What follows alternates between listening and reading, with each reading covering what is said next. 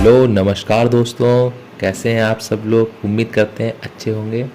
दोस्तों स्वागत है आपका हमारे यूट्यूब चैनल राघव फार्मा में। दोस्तों जैसा कि पहले की वीडियो में थी दोस्तों, जिसमें हम लोगों ने कंप्लीट किया है इंस्ट्रूमेंटल मेथड ऑफ एनालिसिस की फर्स्ट यूनिट दोस्तों।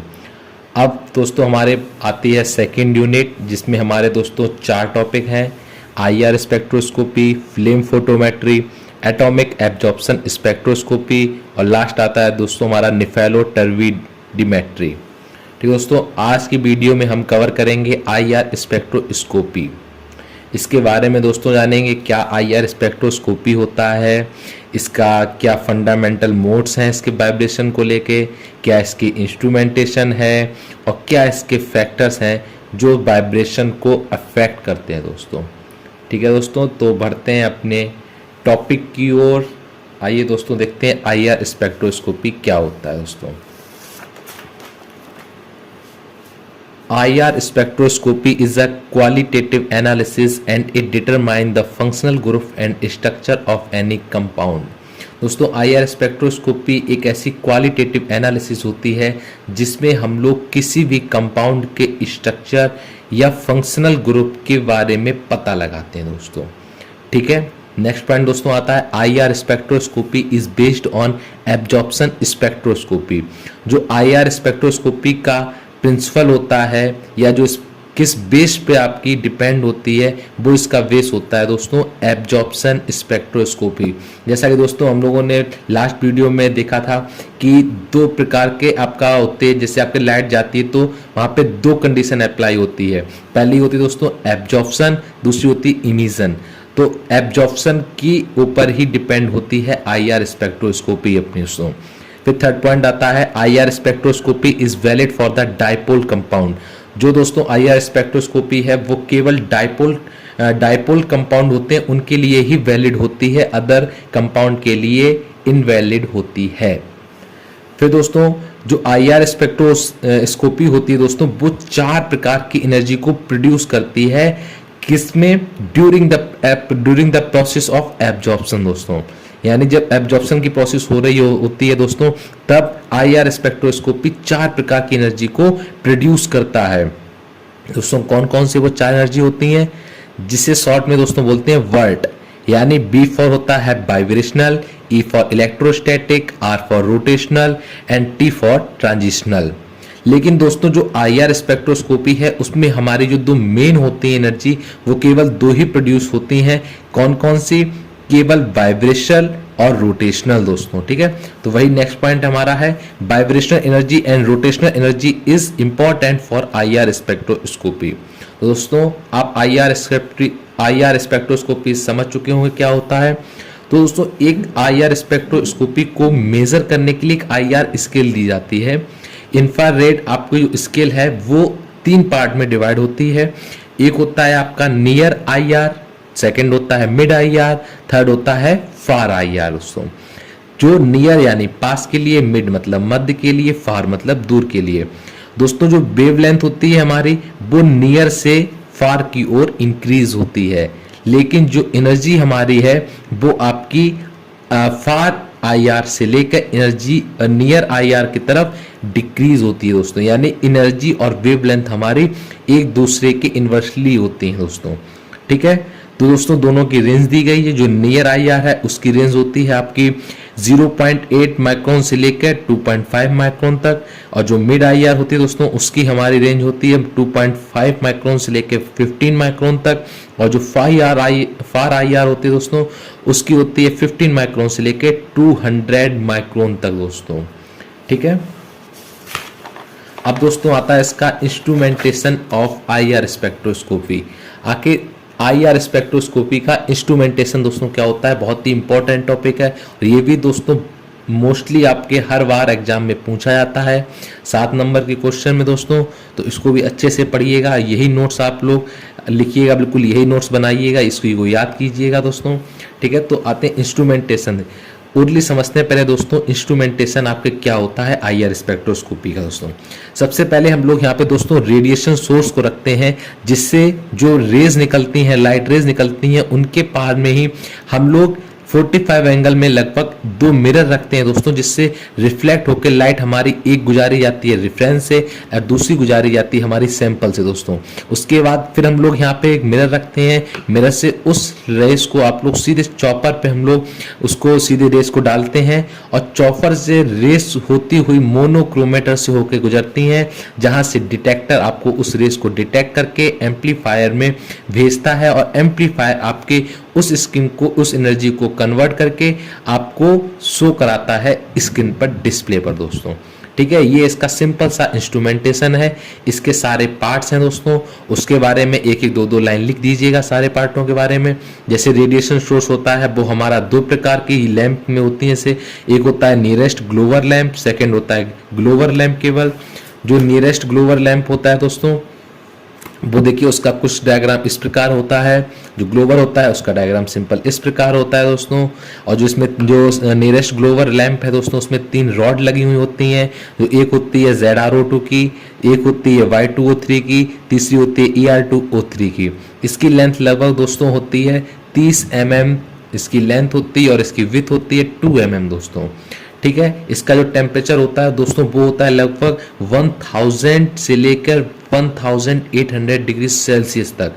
और दोस्तों जो ग्लोवर होता है वो लगभग हमारी 50 mm की होती है, जिसकी आपकी विड्थ होती है वो 4 mm होती है। लेकिन इसका जो टेम्परेचर होता है दोस्तों वो इसका होता है स्टार्टिंग टेम्परेचर 1300 से लेकर 1700 डिग्री सेल्सियस से लेकर दोस्तों। ठीक है दोस्तों, और जो ये रॉड होती है दोस्तों जो ग्लोवर की वो आपकी बनी होती है SSC से दोस्तों। ठीक है, अगला आता है दोस्तों हमारा मोनोक्रोमेटर। आपका मोनोक्रोमेटर दोस्तों क्या होता है, एक ऐसी डिवाइस होती है जिसको हम लोग रेडिएशन के लिए सिलेक्ट करते हैं, जो सिंगल आपकी वेवलेंथ और एनर्जी को प्रोड्यूस करती है दोस्तों। ठीक है, ये आपका मोनोक्रोमेटर मतलब बहुत सी आपकी लाइटें आ रही होंगी उनको स्लो सिंगल वेवलेंथ में आपकी सिंगल एनर्जी में आपको कन्वर्ट कर देता है दोस्तों, उसे बोलते हैं मोनोक्रोमेटर। फिर आता है दोस्तों डिटेक्टर, जिसे इसके बारे में देखते हैं क्या होता है। अ machine that is used for notice something, ऐसी मशीन जिसको हम लोग यूज करते हैं कुछ नोटिस करने के लिए। It has very high sensitivity, इसकी सेंसिटिविटी होती है जो बहुत ही हाई होती है। It has fast response time, ये बहुत ही जल्दी रिस्पॉन्स देता है।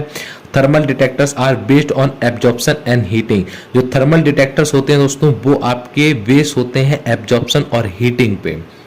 ठीक है दोस्तों, अब हमारा अगला टॉपिक आता है principle of IR spectroscopy. IR spectroscopy का दोस्तों जो प्रिंसिपल है तो वो आपका किस पे बेस होता है दोस्तों, आपका वाइब्रेशनल एनर्जी और जो आपका रोटेशनल एनर्जी थी इस पे ही आपका डिपेंड होता है। ठीक है दोस्तों, तो पहले जान लेते हैं थोड़ा IR स्पेक्ट्रोस्कोपी के प्रिंसिपल के बारे में। तो जो IR spectroscopy theories utilise the concept that molecules to absorb specific frequencies of light that are characteristic of the structure of the molecules दोस्तों। तो जो IR स्पेक्ट्रोस्कोपी थ्योरी होती है वो यूटिलाइज करती है किस कॉन्सेप्ट को, कि मॉलिक्यूल्स जब किसी स्पेसिफिक फ्रीक्वेंसी की लाइट को एब्जॉर्ब करता है तो उसकी जो कैरेक्टरिस्टिक होती है दोस्तों वो मॉलिक्यूल के स्ट्रक्चर पर डिपेंड करती है। इस थ्योरी को फॉलो करता है, यूटिलाइज करता है IR स्पेक्ट्रोस्कोपी का प्रिंसिपल दोस्तों। ठीक है, अब इसके हम लोग देखते हैं। The basic principle of IR spectroscopy is to determine their vibrational and rotational movement. When any IR active compound absorbs the IR light, then they shows vibrational and rotational movement, and due to this movement, they show some fingerprint structure. So we can easily identify the which functional group is present in our compound. इसमें दोस्तों क्या है कि जैसा मैंने आपको बताया कि IR स्पेक्ट्रोस्कोपी होती है, उसका बेसिक प्रिंसिपल होता है कि किसी भी आपका मॉलिक्यूल्स के वाइब्रेशन और रोटेशनल मूवमेंट को पता लगाना दोस्तों। तो जब किसी भी IR एक्टिव कंपाउंड पे हम लोग IR एक्टिव कंपाउंड जब कभी इसी आपकी IR लाइट को एब्जॉर्ब कर लेता है तो जो वो वाइब्रेशनल और रोटेशनल मूवमेंट को शो करता है, उसी मूवमेंट के दौरान दोस्तों क्या होता है कि कुछ फिंगरप्रिंट जैसे स्ट्रक्चर है वो दिखाई पड़ते हैं। उस फिंगरप्रिंट स्ट्रक्चर के दिखने के कारण ही हम लोग उस कंपाउंड में प्रेजेंट फंक्शनल ग्रुप के बारे में पता लगा लेते हैं, उसको आइडेंटिफाई कर लेते हैं दोस्तों। ठीक है, अब दोस्तों वाइब्रेशनल जो होता है हमारा, जो वाइब्रेशनल मूवमेंट है दोस्तों, वो दो प्रकार का होता है, उसका दो टाइप्स होते हैं दोस्तों। पहला होता है स्ट्रेचिंग, दूसरा होता है बेंडिंग।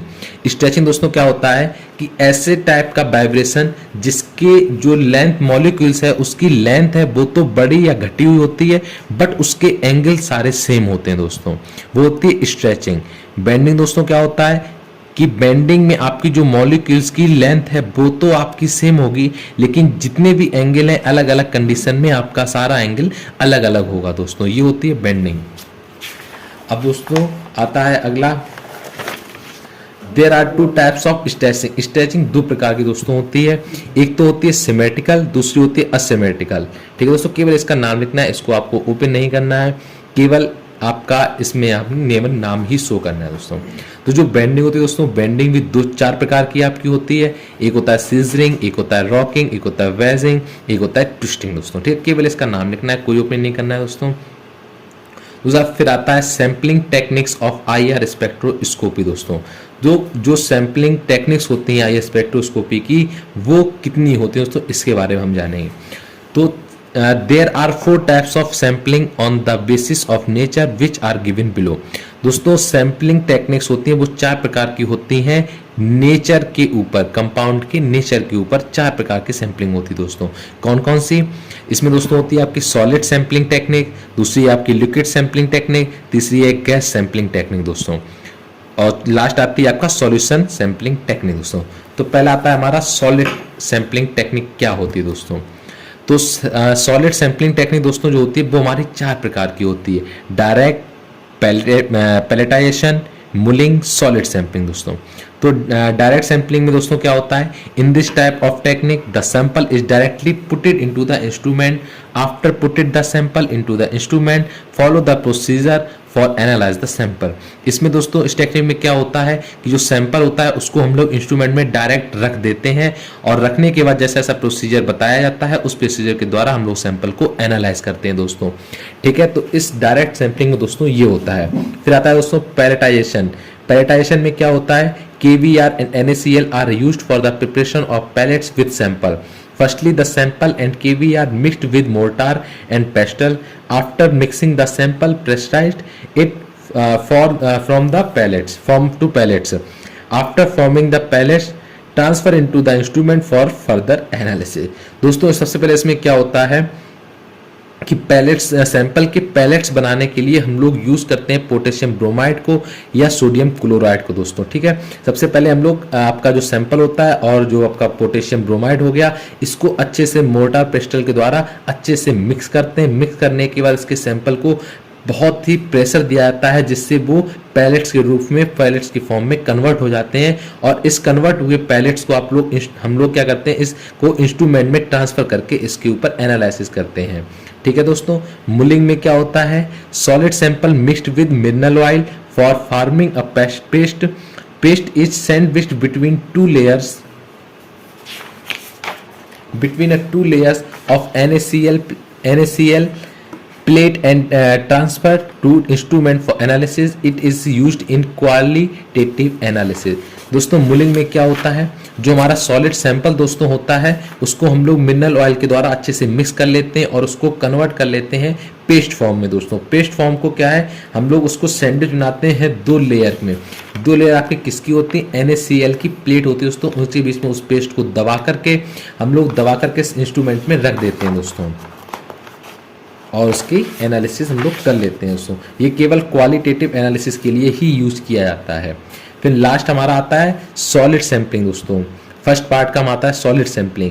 तो the sample solution is placed on KVR और NaCl and solvent will evaporate and then sample sent for analysis. जो सैंपल सॉल्यूशन दोस्तों हमारा होता है वो क्या होता है, KVR और NaCl के में रख दिया जाता है और सॉल्वेंट को भाप के रूप में उड़ा दिया जाता है। जो उसका सैंपल बचता है उसको हम लोग एनालिसिस के लिए सेंड कर देते हैं दोस्तों। हमारा सेकंड पार्ट आता है सैंपलिंग टेक्निक का, liquid sampling techniques. In this type of technique thin layer of NaCl is prepared, sample should kept between these 2 layers. NaCl is transparent to IR light. इसमें दोस्तों क्या होता है कि जो इस टेक्निक में हमारा NaCl की 2 पतली पतली लेयर आपको उसमें आपका तैयार किया जाता है, उस लेयर की लगभग आपकी मोटाई होनी चाहिए 0.1 mm से लेकर 0.3 mm तक दोस्तों। और इस सैंपल को हम लोग क्या करते हैं, 2 लेयर को बीच में रख देते हैं और रखने के बाद NaCl आपका ट्रांसपेरेंट होता है, जो आपके IR लाइट उसके ऊपर से गुजारी जाती है, जिससे आपका सैंपल का स्ट्रक्चर या फंक्शनल ग्रुप आपका शो कर जाता है दोस्तों। थर्ड आती है आपकी gas sampling. Gaseous sampling is introduced into a gas cell 10 centimetre लंबी हो, हैविंग ए NaCl walls। मतलब दोस्तों गैसियस सैंपल जो आपके होते हैं उसको क्या है, हम लोग गैस सेल से जिसमें आपका NaCl वॉल प्रेजेंट होती है उससे होकर गुजारते हैं, जिससे आपका IR टेक्निक्स पता चल जाती है दोस्तों। फिर लास्ट हमारा दोस्तों आता है solution sampling. Volatile sample are used in this technique such as chloroform. Sample solution is mixed with solvent and solvent is evaporated before analysis. जो volatile samples होते हैं दोस्तों उसमें हम लोग क्या है, जैसे क्लोरोफॉर्म होता है उसमें हम लोग क्या करते हैं, सैंपल सॉल्यूशन को मिक्स कर देते हैं सॉल्वेंट के साथ में दोस्तों, जिससे एवेपोरेट होके आपका उससे एनालिसिस कर ली जाती है दोस्तों। ठीक है दोस्तों, ये हमारा था आज का टॉपिक IR स्पेक्ट्रोस्कोपी दोस्तों। उम्मीद करते हैं आपको समझ में आया होगा दोस्तों। बाकी आप लोग यही आप लोग नोट्स बना लीजिएगा, इसी से अच्छे से याद कीजिएगा, पेपर के अच्छे से प्रिपरेशन कीजिएगा और ये वीडियो अपने दोस्तों को शेयर कीजिए, चैनल को सब्सक्राइब कीजिए, वीडियो पे कमेंट कीजिएगा दोस्तों, बाकी लाइक कीजिएगा। थैंक यू दोस्तों।